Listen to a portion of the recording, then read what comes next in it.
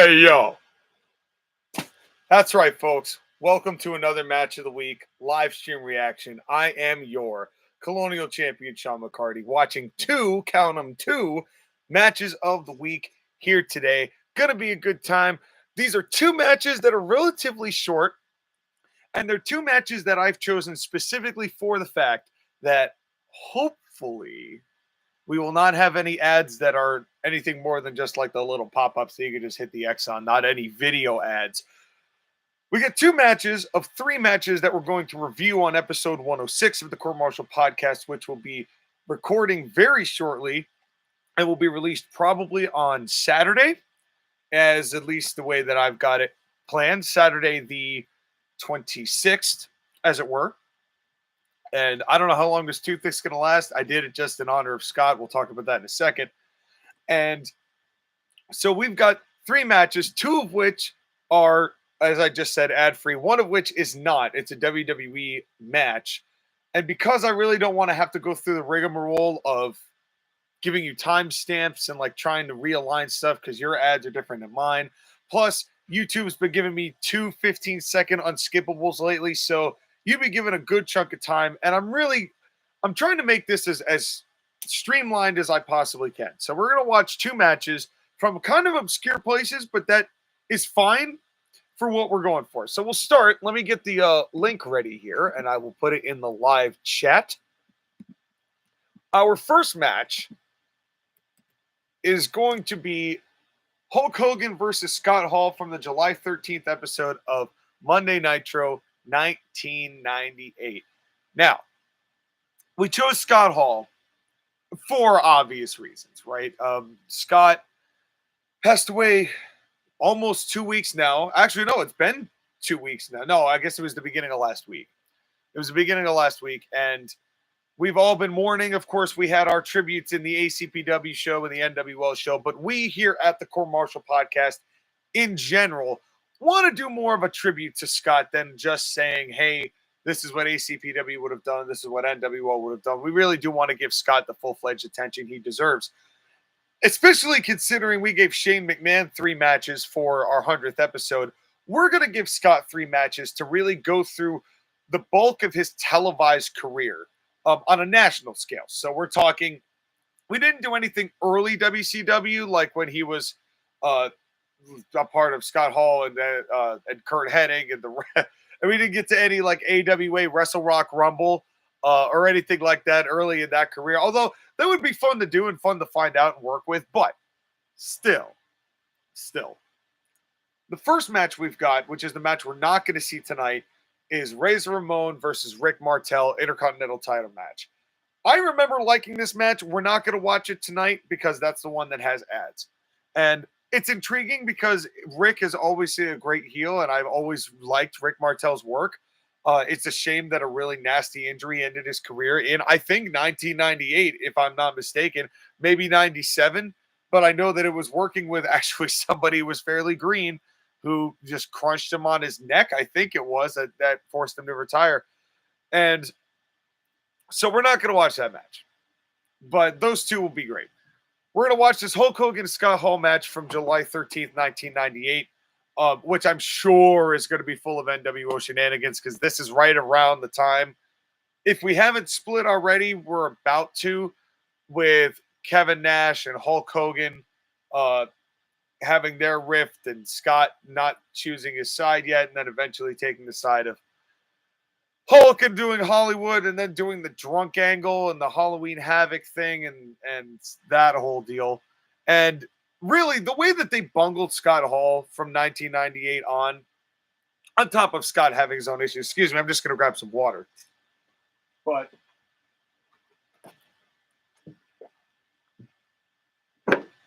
it just... Scott always ended up being his own worst enemy sometimes when it came to that kind of thing because he'd just get himself into trouble or, he'd get drugs or, so, it was a wild time for Scott. As it was for everybody, the Attitude Era was a completely different ballgame. Then we have this last match. And this last match is Ron Killings versus Scott Hall for the NWA World's title, built on a babyface Scott Hall facing a heel Ron Killings on the premise of this could be Scott Hall's chance to win the NWA title for the very first time.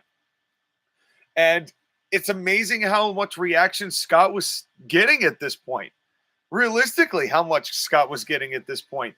It was early in TNA. It was 2003, but the people wanted it. The people wanted to see it. And, you know, and the problem is, and we'll talk about this more on the actual podcast itself, the difficult thing with Scott is that he was just unreliable to be on the straight and narrow when you needed him to be. And that's just, it's a shame that that's the way it was, but that was the way it was. You know, when a lot of people say, well, how come this guy and this guy and this guy weren't world champion? A lot of the time, there's other reasons besides their work rate that caused those things to happen. You know, with the exception of somebody like Owen, who I think would have definitely been a good world champion, should have probably won the belt sometime after Brett won it.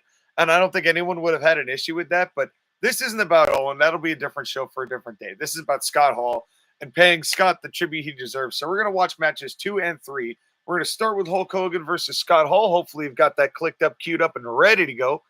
We got it at 0, 0, 0. As always, I'm going to count 5, 4, 3, 2, 1. Let's go. When I say go, press play, and we'll watch this match, hopefully uninterrupted. So, here we go. In 5, 4, 3, 2, 1. Let's go. And here comes the Scott. And somebody who does not get enough credit for what's happening with the NWO totally at this point in all situations. The thing that you don't recognize is that in a big way, this was Eric Bischoff's the referee. What are we doing here?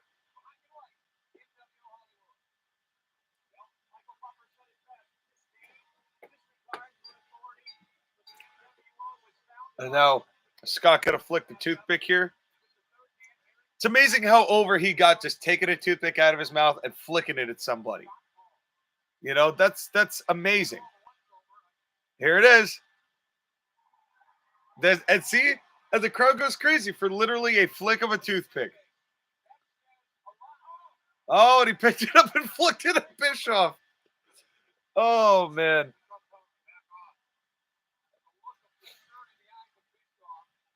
And I think this was at the point where, like, who knows where the allegiances lie. No collar elbow tie up because Hogan goes for a kick to the gut. Now shoving his bandana into his mouth. Scott biting the hand.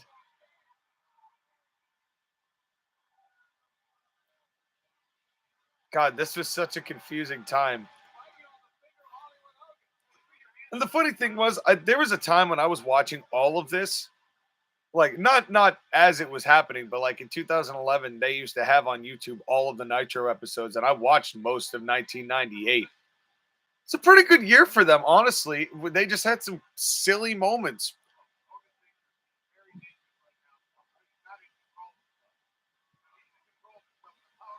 God, Tony Schiavone sounding at least a little more coherent than he does now.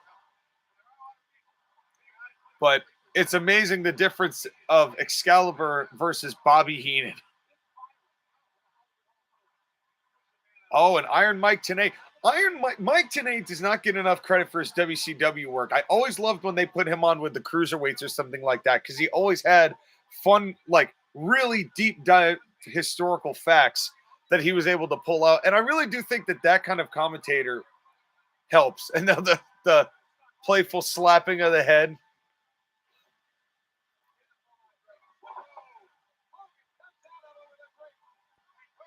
Now, this match is never going to be because it is Hogan in his 40s and Scott Hall in peak WCW with the NWO really in full force.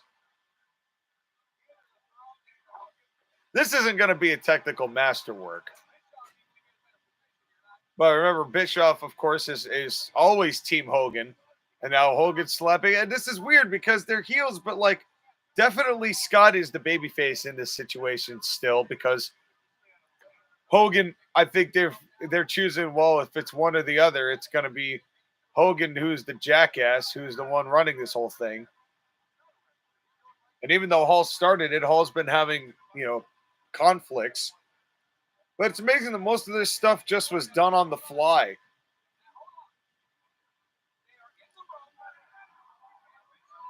And Bischoff not even paying any attention, just pulling the head.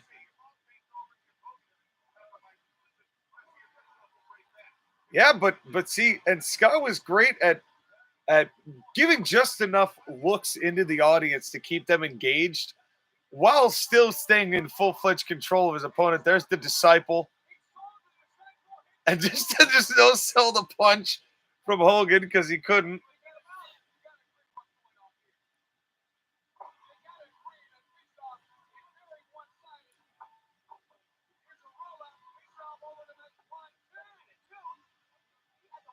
Wait a minute, what? Bischoff calling two, even though Eric was clear, or Scott was clearly underneath the ropes. But see, this is one of those things that I think that hurt WCW in a lot of ways, because this is the kind of thing that when you delegitimize or just completely get rid of the referees and you know it's all BS, it's really difficult for the fans to be engaged in booing the heels in a lot of ways because you know that it's BS. And it's just an interesting thought. I mean, Bischoff was on the take, so you can make the argument here because it's still going to work. And the fact that he's still kind of officiating, kind of.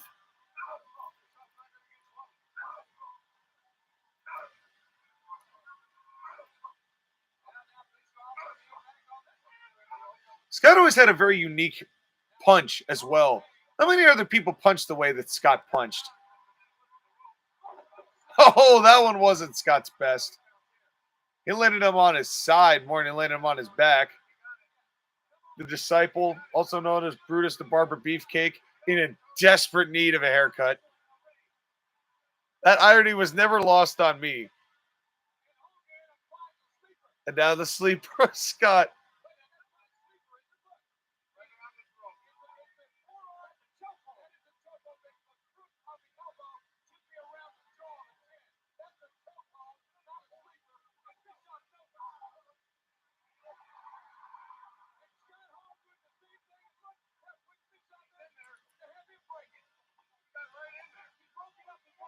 Choke to a choke, low blow, won't be seen.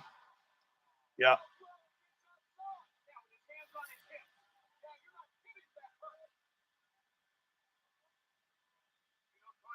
Yeah, we were talking about how well Bischoff got himself over. And it was moments like this. I mean, he was a natural dick in the ring. I mean, not as a wrestler, obviously. He never kicked right into the balls.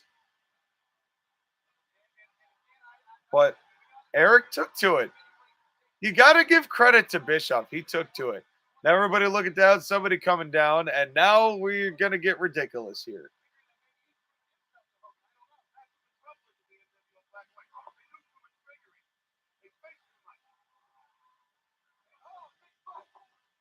That's what's wrong with the NWO Hollywood.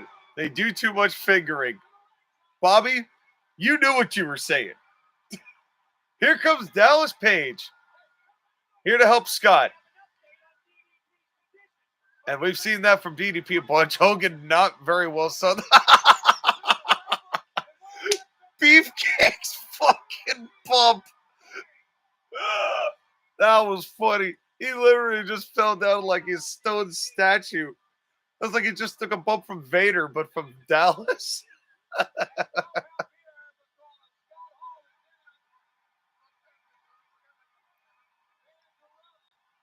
Here comes Nash, moving faster than I've ever seen him move ever. But this isn't where, no, this isn't at the point where Scott has betrayed Kevin then. Or was this the day that Scott betrayed him? But I thought that was the tag title match, wasn't it? No, it was here. It was here.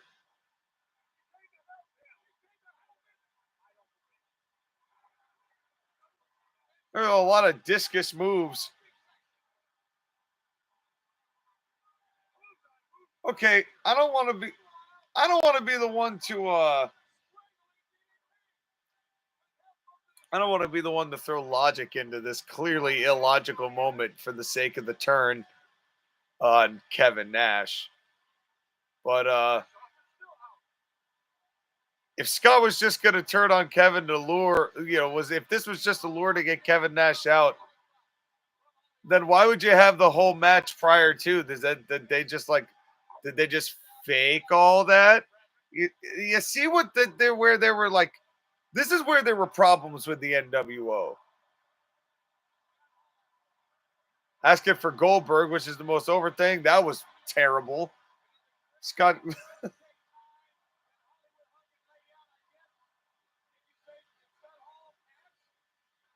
Well, and then in the middle of all the heels, just like teabagging all the baby faces. Sorry, folks, we're gonna cut to the fans and go to a break.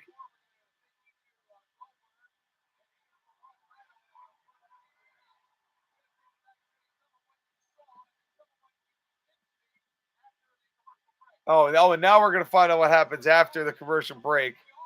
Yeah, we all saw that. That's silly. What a ridiculous time to go on a commercial break.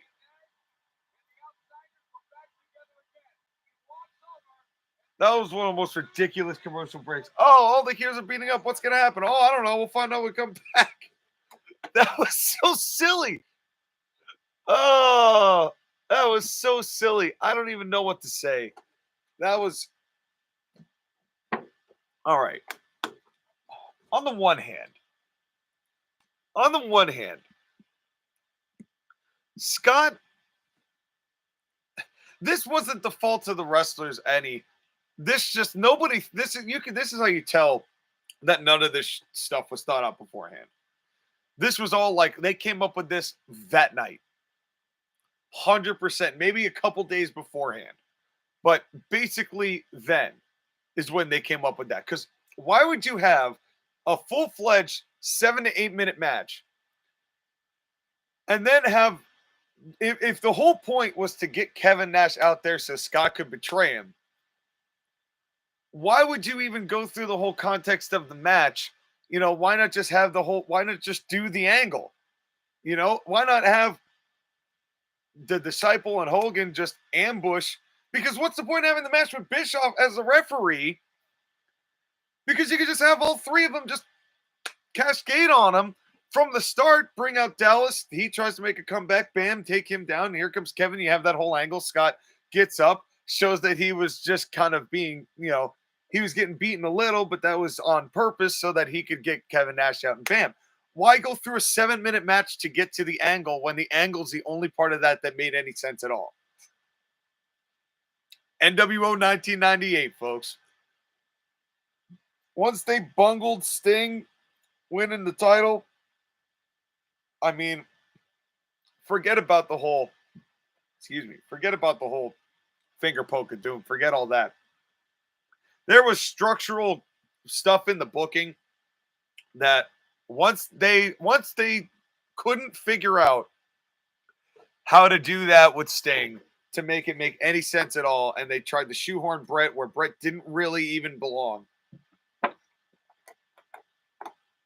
That was when that's when you could tell that WCW was maybe not as on top of their game as they might have looked and appeared in the ratings. But we'll talk about the NWO a little bit later this week. It's time to shift gears. Ron Killings versus Scott Hall NWA title. This is, I believe, 2003. But the beginning thereof, I also believe. And I don't think... Yeah, this is August 18th, 2002. Oh, this was 2002. Yes, that actually makes sense. Because because it was amazing that Killings won it. But Scott was really not around in much of 2003 because he came back in 2004 with the Flying Elvises and Jeff Jarrett. Then we had that weird 6-man match with Jeff Hardy. Who is it? Monty Brown, I think. I think it was Monty Brown. And then Randy Savage. It's on YouTube, folks. watch it whenever you want to.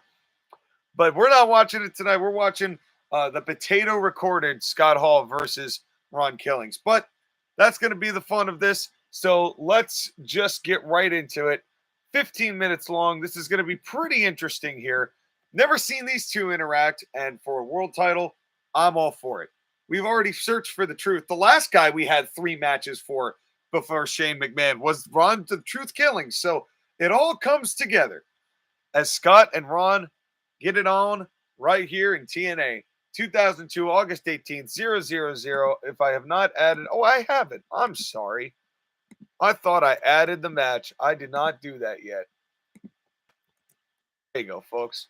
So I'm going to let you click on that for a moment and let you know our schedule going forward. This week, we're going to talk about Scott. Next week, depending on how our schedules line up, Josh again appears to be going to an AEW show. And I believe it's this coming week. So we're going to have to hear all about it when it happens. So one of these days, we're going to get an interview with Josh again describing that show. Coming up as well, of course, our WrestleMania reviews, night 1 and 2. So be prepared for that. And we're not sure yet, but we might do like 2 recordings for week, night 1 and night 2, but they're going to be in the same week, right? So like, or the same like couple of days. So it'll probably be like, I'm guessing we'll do a recording on Friday, or we'll record them both on Friday, and then one will be released on Saturday, and then one that Sunday after WrestleMania. We'll figure it out as it comes along. And then after that, my boy A Bizzle, spelled ABIZZLE, is actually going to this Friday SmackDown. So after WrestleMania, we're going to get A Bizzle on the show, and he's going to describe to us what it felt like as a casual fan at most. He does commentary for my eFed CIW. But beyond that, it's really just wrestling stuff that I send to him that he watches. And he doesn't even watch all of it. But when he does, so this is his first show since 2006.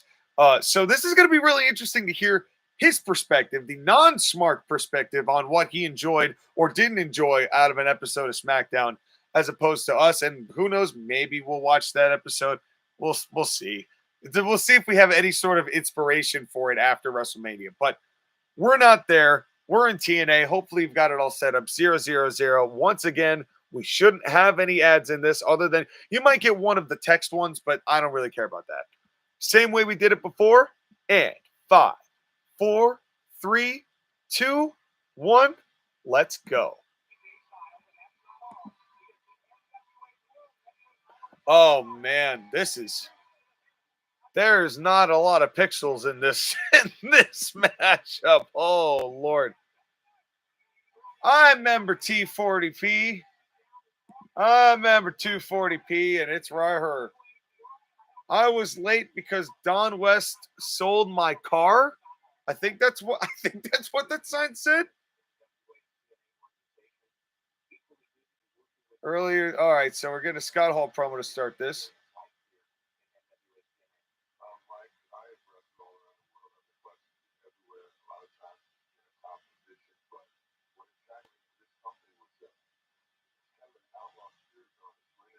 It's kind of an outlaw spirit going.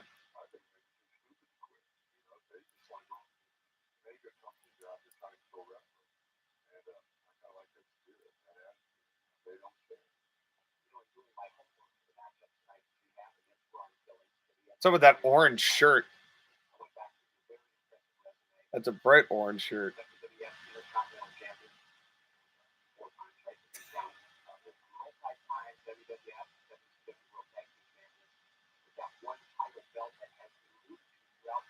Look, Tanae's leather jacket as well.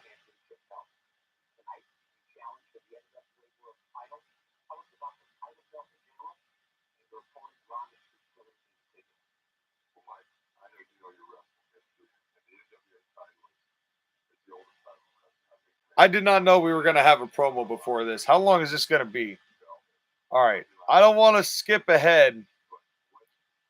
But, oh, my God. Okay, so we get this big-ass tail of the tape. Let's get to the entrances, okay? We're going to skip to 3:15 in 5. Same thing. 5, 4, 3, 2, 1. Let's go. 5, 4, 3, 2, 1. Let's go. 3:16, 3:17, 3:18, 3:19, 3:20. Sorry, it's not that I don't want to listen to Scott. It's just that it's a sit-down interview before a title match where he feels gravitas, and I know he feels gravitas, but we're here for action. We are here for action. And now, oh, look, oh, Ron Killings.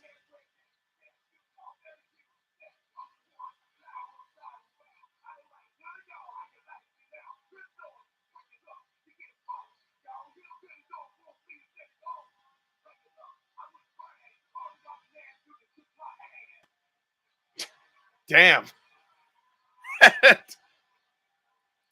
Ron Killings popping up some bars before, like some real bars, not just what's up. Ron Killings popping off some freestyle bars.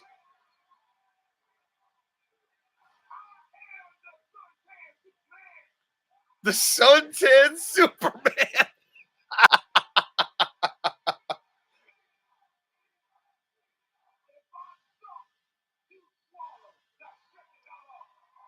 Oh, damn. Oh, damn. That doesn't even make any sense, though. What?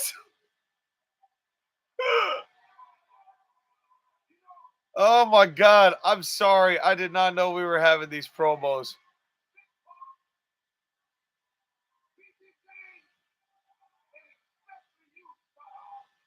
All right. We'll allow it.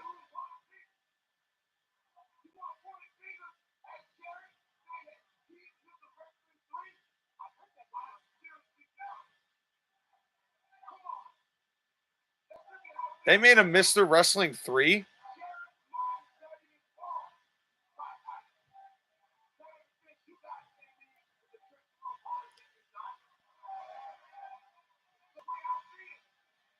Jarrett doesn't care about politics. That's an interesting. That's a bold move. It's a bold statement, Ron. That is a bold statement.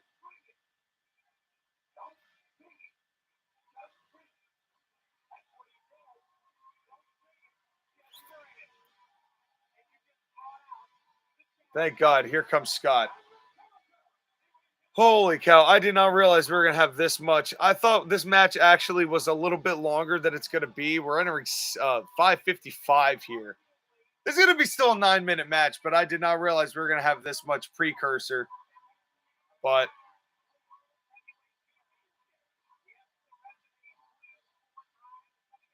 Scott getting cheered. I don't know if I like this discount theme music he's got. But it's amazing how much Scott got out of it's amazing how much Scott got out of just teeny bits about it. Oh, hey yo. Classic. Scott got a lot of mileage out of very little. And I mean that in a good way. I'm getting chapstick.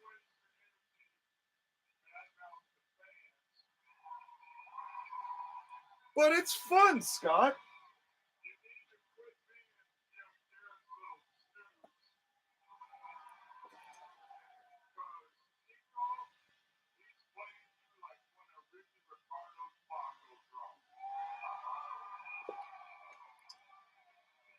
Which is not outside of Jeff Jarrett.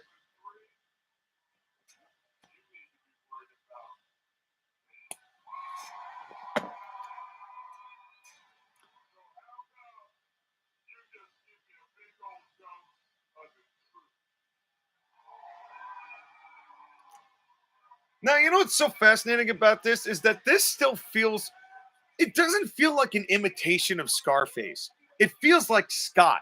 You know, maybe at first, when he first was doing like the really cartoony Vince McMahon part of this, you know, and toothpick. Toothpick, flop, pop, and laugh.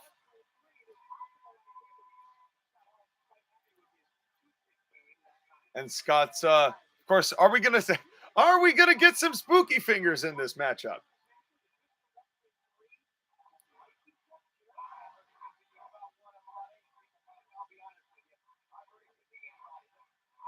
Well, I'm glad that we didn't choose the match with Scott Hall and Jeff Jarrett when Ed Ferrara was on the commentary, because Ed's pretty insufferable. And now, again, just slaps to the head, although those slaps are a little more vicious in quality as opposed to the ones he gave Hogan.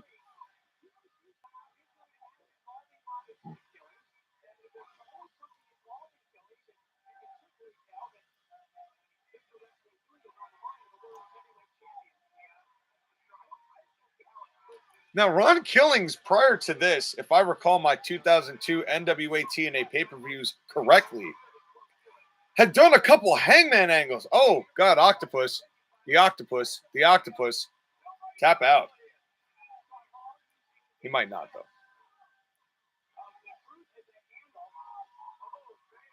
And now look at Scott using a whole bunch of big man submissions, really, just tying him up because he's a bigger guy.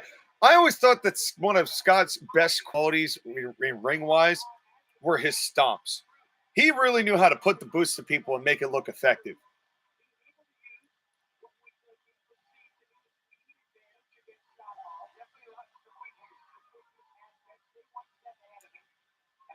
And, you know, you'd think that this kind of match would be a clash of styles for someone like Scott, and it very well may be. But this isn't going to get the time I thought it would to really develop, unfortunately. Because we got a pre-tape promo and then an in-ring promo from Truth and then another in-ring promo from Scott. And the in-ring promos were definitely a lot more effective.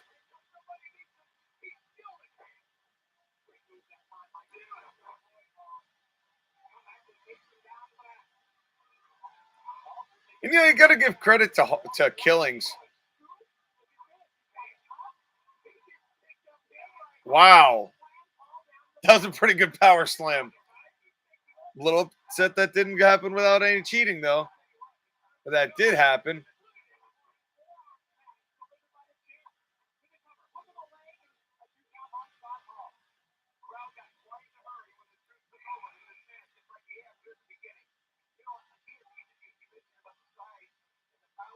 You know, it takes a lot of balls to be a fledgling company and to put the belt on a guy like R-Truth, who only had, you know, or Ron Killings, who only really had a couple of television spots prior to this, you know, but that's a lot of faith to have in a guy like that.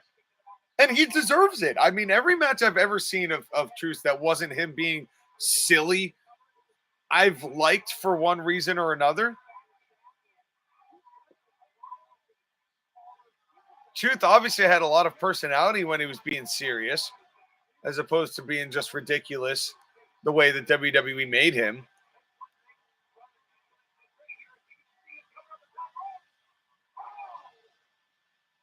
That leg drop got him right on the ear.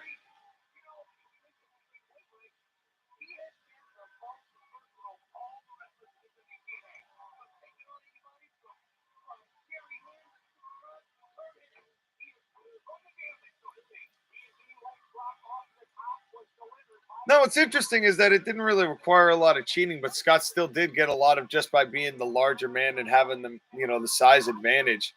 You know, I think that was part of what it was, where that's how even just doing moves somehow gets heat because he's a smaller man. It's interesting how this match has been built.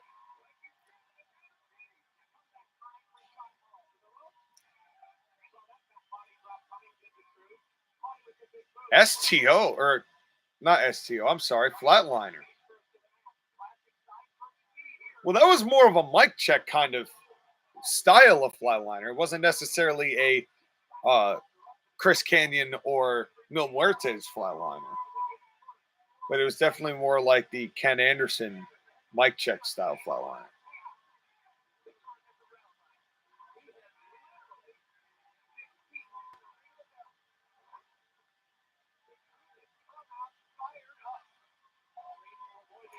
And Scott, I forgot Scott did choke slams, but he didn't do them very often. That's the thing about Scott, is he always knew that he could only do them in certain situations.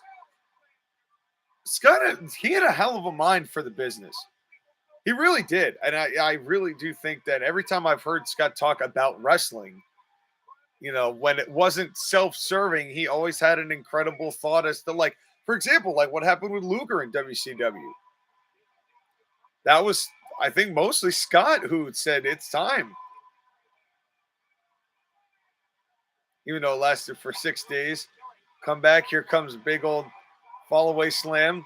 The best fall away slam one of the best fall away slams. And the ring awareness of Scott to always make sure he's facing the hard cam when he does it, so it looks that much better. True professional. You know, if I mention it with MJF, you got to mention it with Scott. Oh, a nice second rope backdrop. Here comes Wrestling 3. Except except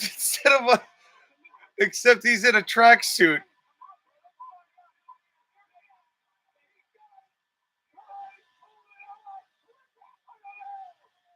Who is it? I don't know. He ran away. On that suplex. Is that his finish? Oh, okay.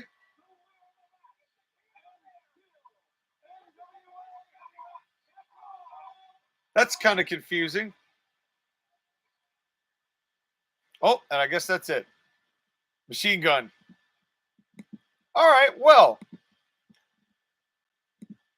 Wrestling 3 was obviously an angle. We would have to know a little bit more about that and how that resolved and how that ended. And yeah, I guess, you know what? Well, we've got a little bit of time. Let's take a look.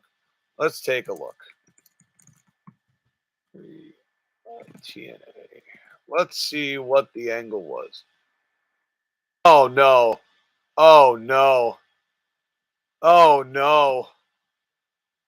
Oh, no. No, that can't be right. Please tell me. No, no. Oh, no.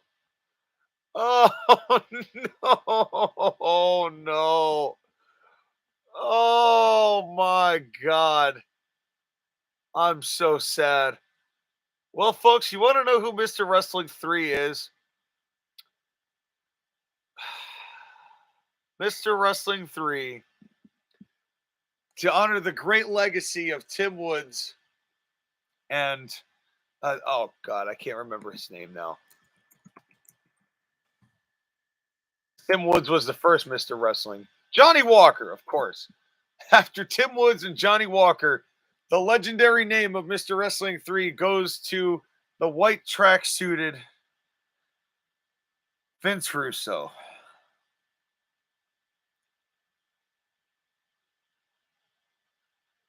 Yep. It's God damn it. All right. I think we're done. Wow. All righty. Wow, I'm honestly a little surprised. I didn't know my TNA history well enough. I don't know why I'm surprised. This is 2002 TNA, and this is when Vince. This is at that moment right in between, before Piper cut a promo on him and Shivani cut a promo on him, and a lot of people cut a promo on Vince Russo in 2002 and 2003. Oh, God. Why am I not surprised? If you're going to do Mr. Wrestling 3, make him an actual wrestler, not a track. Why am I putting logic into something that Vince Russo did? And he's like, Mr. Wrestling 3, oh, that's a mask. Bro, I promise you, I will be fine. I'll be fine in the mask. Nobody will know. Everything will go perfectly. That's, I'm sure, what he's thinking. Well, as it turns out, it did not. Because just the association would use will cost TNA their spike deal way later, but still. In any case, but Scott was good in that match. I wish there was more match than we got, but that's fine. The referee saw Mr. Wrestling 3, kind of, and I don't know why that didn't end up being a disqualification. Again, Russo. I've got the answers to all these questions. We should just get out of here. But I thought that if you thought the NWO shenanigans were bad, the NWA TNA shenanigans take it to a whole different level. Hopefully Ramon and Martel will not be like that, but the only way you're going to know what we think of that match is to watch the actual Court-Martail podcast, episode 106, coming to you in the next couple of days. Thank you very much for watching. Rest in peace, Scott Hall. We'll talk about him at the tribute show. And just because, we'll see you next time, folks.